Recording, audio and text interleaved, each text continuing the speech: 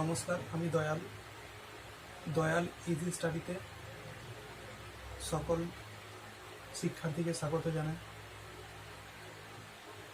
আজকের বিষয় হচ্ছে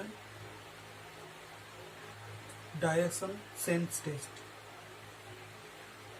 দিক নির্ণয় কীভাবে আমরা সলভ করব, দিক নির্ণয়ের কোশ্চেনগুলো কীভাবে আমরা সলভ করব, সেই বিষয়ে মূল কনসেপ্ট আজকে ডিসকাস করা হয়েছে।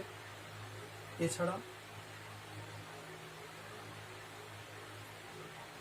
এই দিক নির্ণয়ের যে আমাদের ভুলগুলো করে থাকি, সেই ভুলগুলো যাতে না হয় সেই বিষয়ে আলোচনা করা। পিথাগোরাসের উপপাদ্য, পিথাগোরাস থিওরেম। এখানে পিথাগোরাসের ফর্মুলাকে কীভাবে প্রয়োগ করা হয়, এই দিক নির্ণয়ের ক্ষেত্রে কীভাবে আমরা পিথাগোরাসের ফর্মুলাকে প্রয়োগ করে আমরা সলভ করব, বেসিক্যালি সেটা বেশি করে আলোচনা করা হয়েছে। ডাইরেকশন সেন্স টেস্ট এমন একটা বিষয় যেটা প্রতিটা সরকারি চাকরির পরীক্ষাতে থাকেই, এবং এটা ওই কম সময়ের মধ্যে আমরা সঠিক নিয়মে সঠিকভাবে সলিউশন করতে পারিনি। যদি আমাদের এই সলিউশন টেকনিক জানা থাকে তাহলে আমরা খুব সহজেই এবং খুব কম সময়ের মধ্যে আমরা খুব সুন্দরভাবে এটা সলিউশন করতে পারব। সেই সলিউশন কীভাবে করা যায় সেটা নিয়ে আজকের এই ক্লাস। সো ক্লাসটা দেখতে থাকুন এবং লাইক কমেন্ট করুন। চলুন ক্লাসটা শুরু করা যাক। ডাইরেকশন সেন্স টেস্ট, দিক নির্ণয় বোধ পরীক্ষা। এক্ষেত্রে কেমন ধরনের কোশ্চেন থাকতে পারে? পরীক্ষায় এই ধরনের সমস্যার ক্ষেত্রে কোনো ব্যক্তি বা বস্তু হতে পারে, এর সরলরৈখিক একটা যাত্রাপথের বর্ণনা দেওয়া থাকে। তারপর আমাকে প্রশ্ন অনুযায়ী যেটা করতে হয় সেটা হচ্ছে প্রাথমিক এবং অন্তিম অবস্থানের মধ্যে একটা দূরত্ব বা দিক উভয়ই নির্ণয় করতে হতে পারে।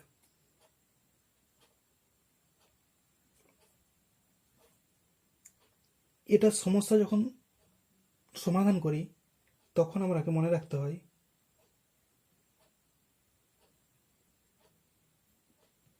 জ্যামিতিক চিত্রটাকে আমাকে সঠিকভাবে আঁকতে হয়।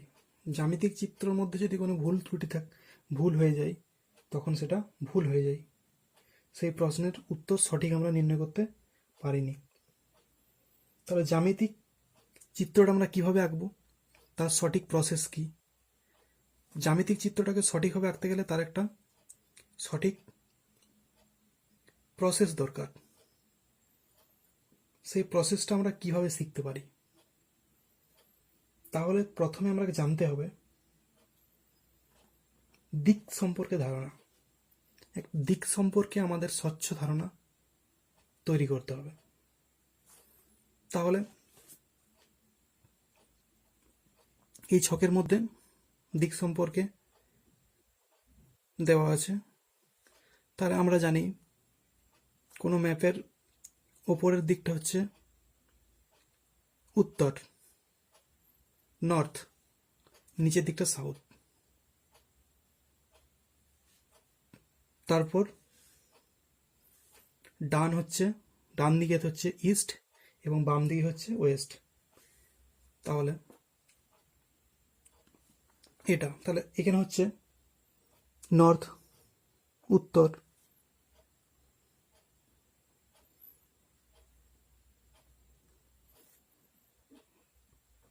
দক্ষিণ,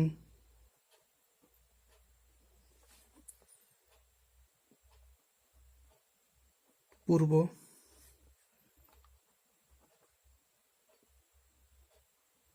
পশ্চিম।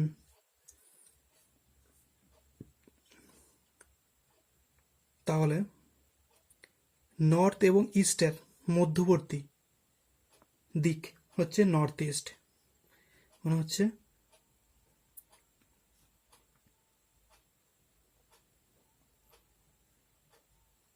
উত্তর পূর্ব।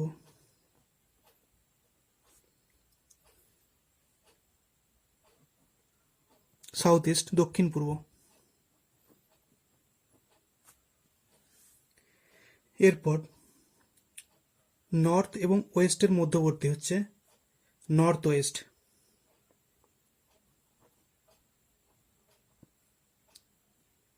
উত্তর পশ্চিম।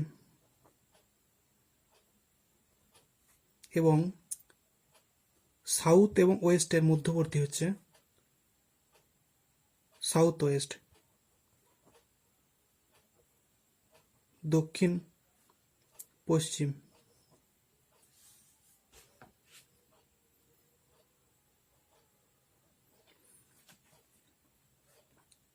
এই হচ্ছে দিক সম্পর্কে স্বচ্ছ একটা কনসেপ্ট।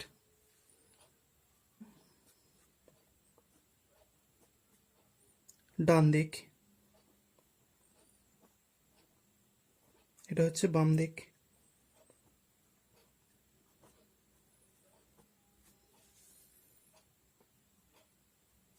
অনেকের এই দিক নির্ণয়ের সময় এটা গুলিয়ে যায়, ইস্ট এবং ওয়েস্টের মধ্যে বেশিরভাগ গুলিয়ে ফেলে,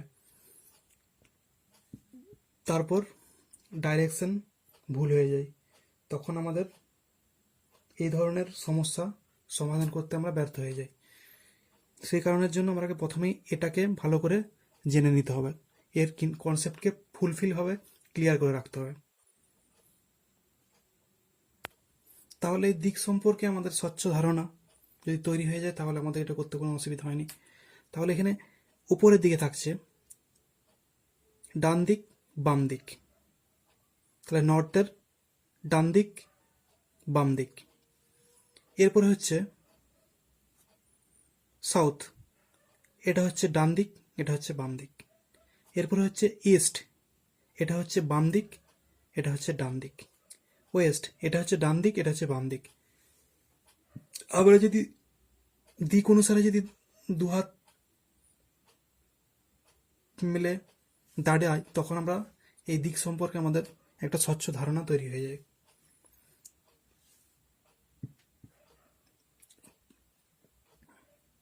দিক সম্পর্কে আশা করি কনসেপ্ট ক্লিয়ার হয়ে গেছে। এরপর যেটা আসছে সেটা হলো পিথাগোরিয়ান থিওরাম বা পিথাগোরাসের উপপাদ্য। দিক নির্ণয়ের ক্ষেত্রে যখন দূরত্ব নির্ণয় করতে হয় তখন আমাদের এই পিথাগোরাসের উপপাদ্যের ফর্মুলাকে কাজে লাগাতে হয়। এই ফর্মুলা অনুসারে আমরাকে খুব সহজেই আমরা দূরত্ব নির্ণয় করতে পারি। তখন কিছু কিছু ক্ষেত্রে এটা আমাদেরকে প্রয়োগ করতেই হয়, না হলে আমাদের এই ডাইরেকশন টেস্ট আমরা করতে পারি না। তাহলে এর মূল ফর্মুলাটা কি?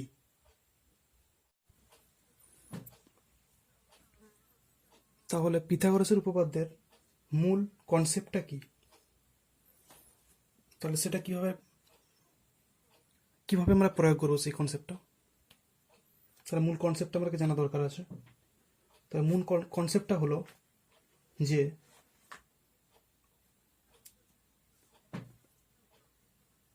কোনো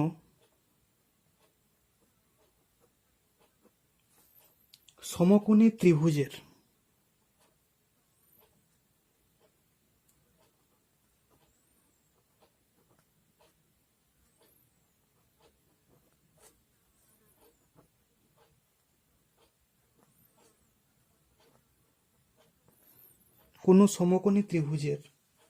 অতিভুজের বর্গ অপর দুই বাহুর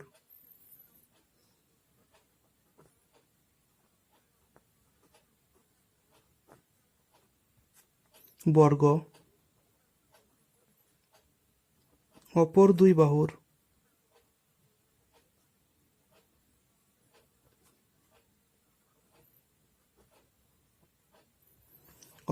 বাহুর বর্গের ক্ষেত্রফলের সমান হয়।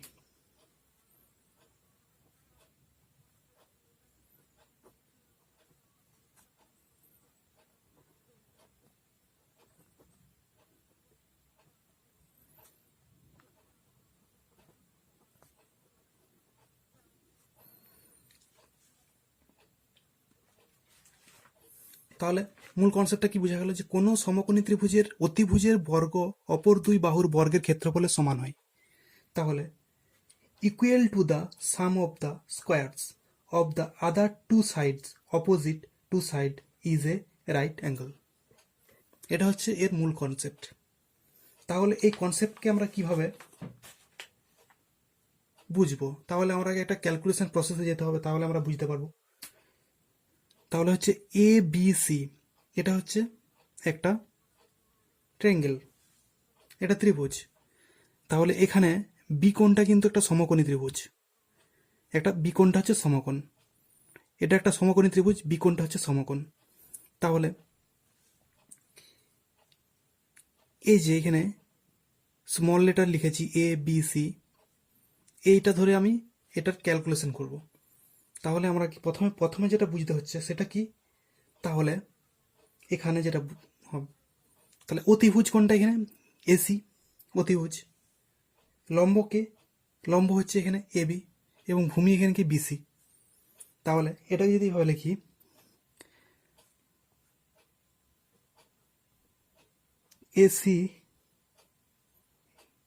AC square equal to AB square plus BC square. তাহলে AC equal to root over of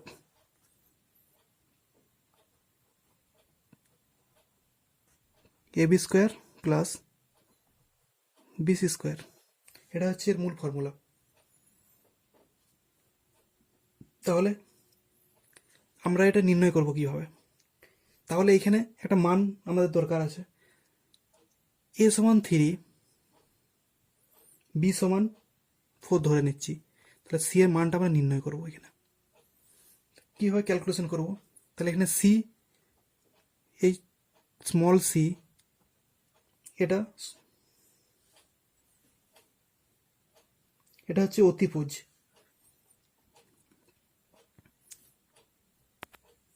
তাহলে এই স্মল সিটাকে কি বলবো? এটা হচ্ছে হাইপোটেনিস।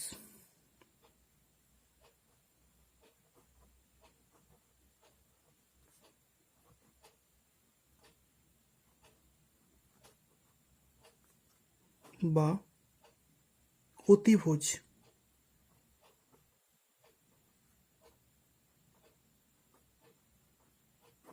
এটা হচ্ছে অতিভুজ। তাহলে এটা কীভাবে ক্যালকুলেট করব? তাহলে খুবই সহজ এটা ক্যালকুলেট প্রসেস। তাহলে আমরা যদি অতিভুজকে যদি নির্ণয় করতে যাই, অতিভুজের মানটা কীভাবে বের করাবো? তাহলে আমরা লিখে দিই এখানে C square equal to A square plus B square. তাহলে C equal to A square plus B square root over of A square plus B square. C equal to মানটা বসিয়ে দেবো, এর মান কত 3, তাহলে 3 স্কোয়ার প্লাস 4 স্কোয়ার।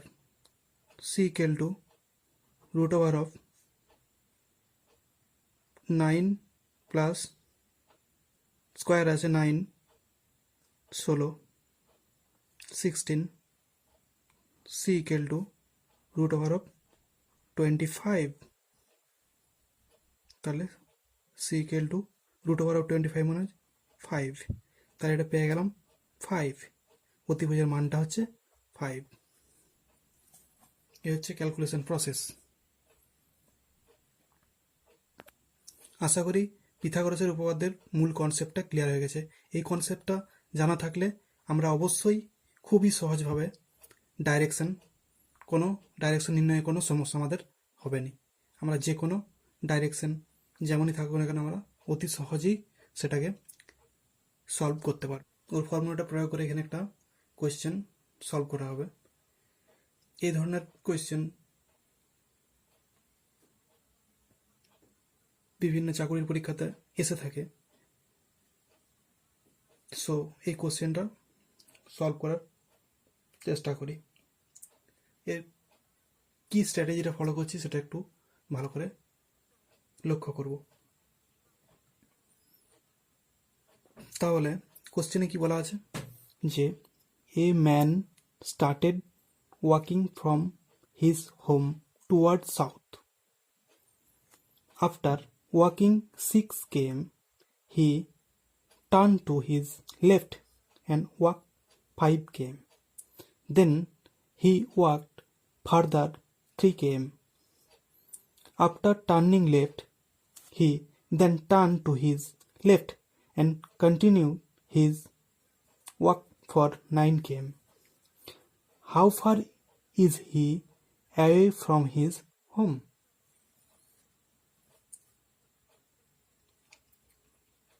তাহলে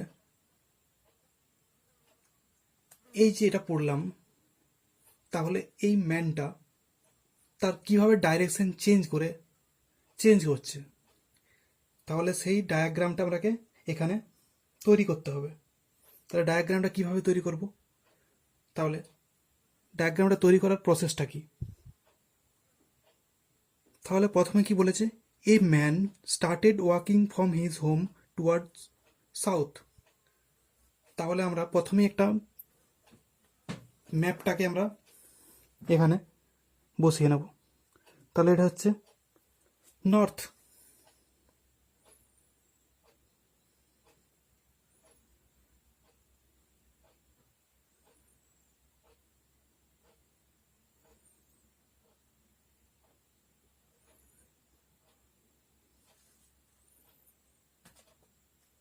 এটা হচ্ছে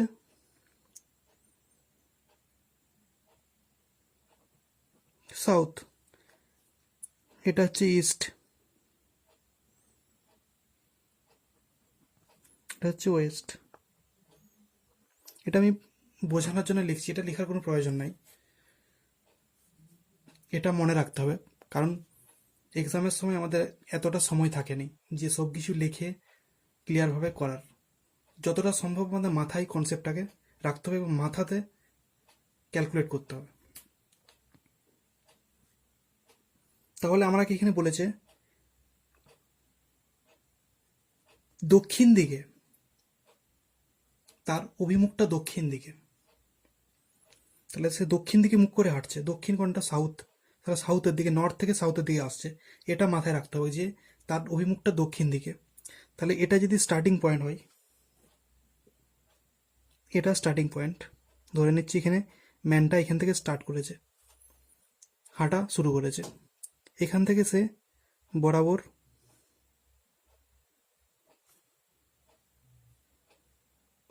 এখান পর্যন্ত হেঁটে এসেছে।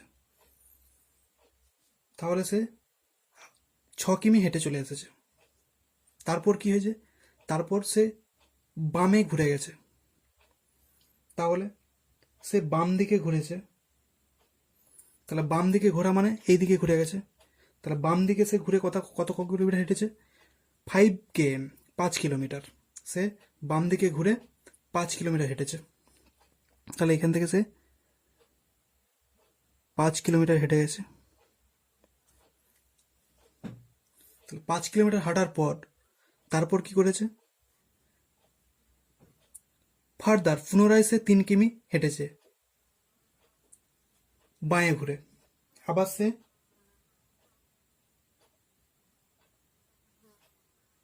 বাঁ দিকে টার্নিং নিয়ে 3 কিমি হেঁটেছে।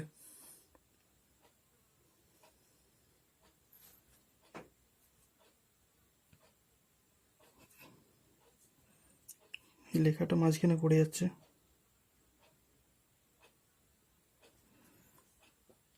ধরে নিচ্ছি এটা 3 কিমি এখান পর্যন্ত হেঁটেছে। তারপর কি করেছে,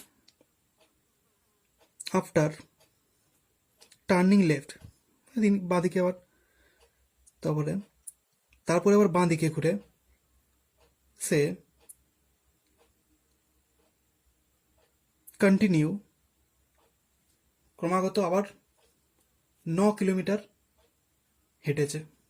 তাহলে এইখান থেকে আবার বাম দিকে সে আবার 9 কিলোমিটার ক্রমাগত হেঁটে চলেছে।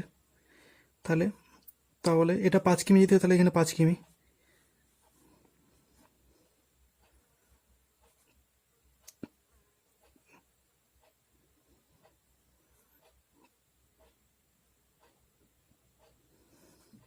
তাহলে এটা 9 কিমি। তাহলে এইখানে এটা হচ্ছে 9 কিলোমিটার হেঁটেছে। তারপরে কি করেছে, তাহলে লাস্ট কোশ্চেন কি বলেছে, how far is he away from his home, সে তার বাড়ি থেকে এখন তার অবস্থানটা কোথায়, সে বাড়ির কতটা দূরে রয়েছে। তাহলে এই দূরত্বটা নির্ণয় করতে হবে আমাকে, ডট দিয়ে দেখিয়ে দিচ্ছি, এই দূরত্বটা আমাকে নির্ণয় করতে হবে।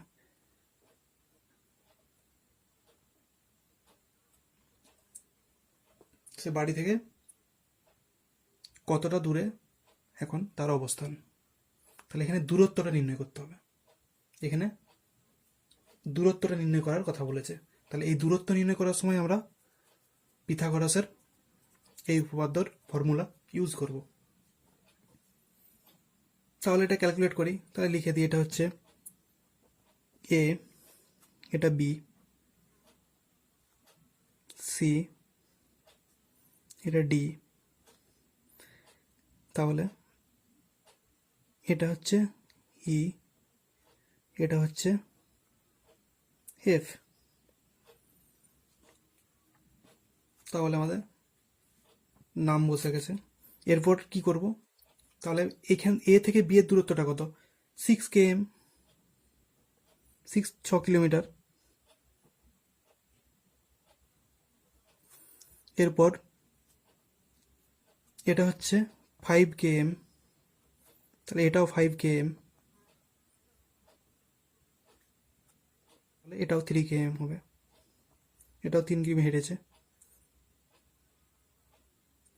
তাহলে এটা আমার জানা নাই, এটা বোঝা যাচ্ছে যে এটা যদি 5 কিমি হয় তাহলে আরও 4 কিমি হলে তার সঙ্গে 4 যোগ হলেও 9 হবে, 9 কিমি টোটাল এখানে পর্যন্ত এসেছে। তাহলে এফ ডি এর দূরত্ব হচ্ছে 9 কিমি। তাহলে এখানে আমি পরিষ্কারভাবে ক্যালকুলেশন করে নিই,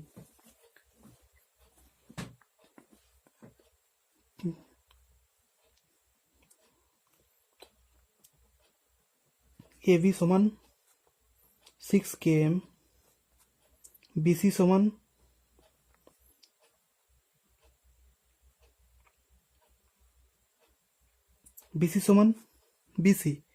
বিসি সমান ইডি,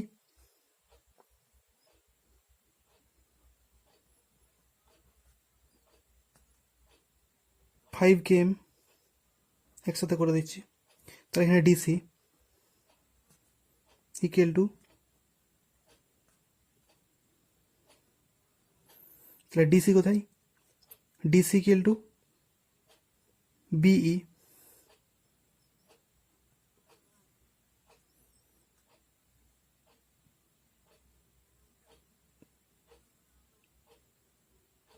সমান 3 km,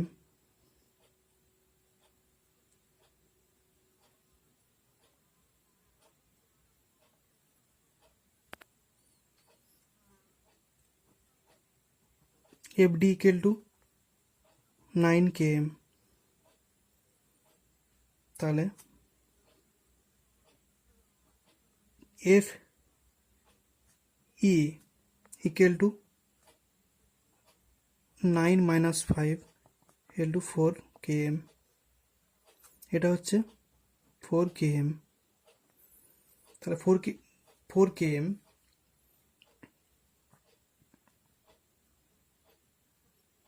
তাহলে এখানে 4 km এলো কি করে, তাহলে এটা এই 4 kmটা পেলাম। পর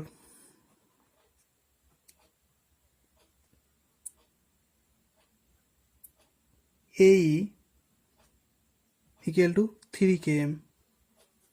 এটা হচ্ছে দূরত্বটা 3 km। পেলাম কি করে? AB মাইনাস BE, তাহলে 6 মাইনাস 3 ইকুয়াল টু 6 মাইনাস 3 সমান 3 km। এটা হচ্ছে 3 km। তাহলে এটা পেয়ে গেলাম। এরপরে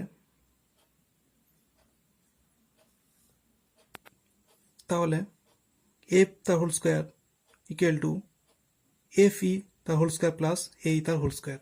এটা হচ্ছে পিথাগোরাস উপপাদ্য থেকে পাই। তাহলে এটা কীভাবে সলিউশন করব? তাহলে AF equal to root over of FE তার হোল স্কোয়ার প্লাস AE তার হোল স্কোয়ার। তাহলে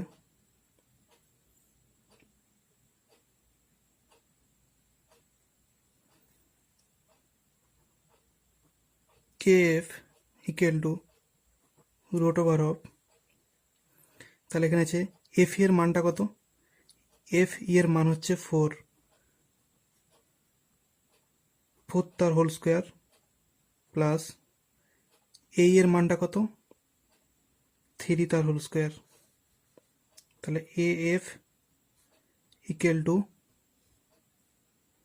রুট ওভার অফ 16 প্লাস 9।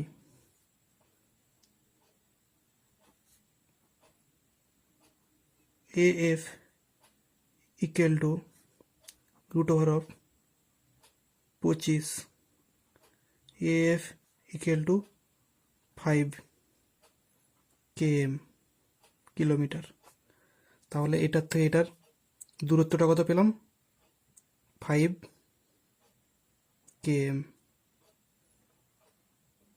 এটা হচ্ছে অ্যান্সার। তাহলে আমাদের সঠিক অ্যান্সার হচ্ছে সি, 5 km। তাহলে আজকে এই পর্যন্তই। এর পরে সেকেন্ড পার্টে বিভিন্ন ডাইরেকশন টেস্টের বিভিন্ন ধরনের কোশ্চেন নিয়ে আলোচনা করা হবে এবং সেই কোশ্চেনকে সলভ করা হবে। ভিডিও অনেক লেন্থি হওয়ার কারণে আজকে এখানেই শেষ করতে হলো। আজকে বেশি কিছু আলোচনা করা হয়নি। আজকে শুধুমাত্র পিথাগোরাসের উপপাদ্য অনুসারে পিথাগোরাসের ফর্মুলাকে প্রয়োগ করে কিভাবে সমাধান করা যায় সেটাই কেবলমাত্র দেখানো হয়েছে। এর পরবর্তী সেকেন্ড পার্টে থাকবে দিক নির্ণয়ের সম্পর্কে বিভিন্ন কোয়েশ্চেন নিয়ে তার খুব কুইক সমাধান নিয়ে আলোচনা করা হবে। আজকে এই পর্যন্তই। ক্লাসটি ভালো লেগে থাকলে লাইক করুন, কমেন্ট করুন, শেয়ার করুন এবং সাবস্ক্রাইব মাস্ট করুন। Thank you. আজকে এই পর্যন্তই। সো নেক্সট ক্লাসে দেখা হচ্ছে।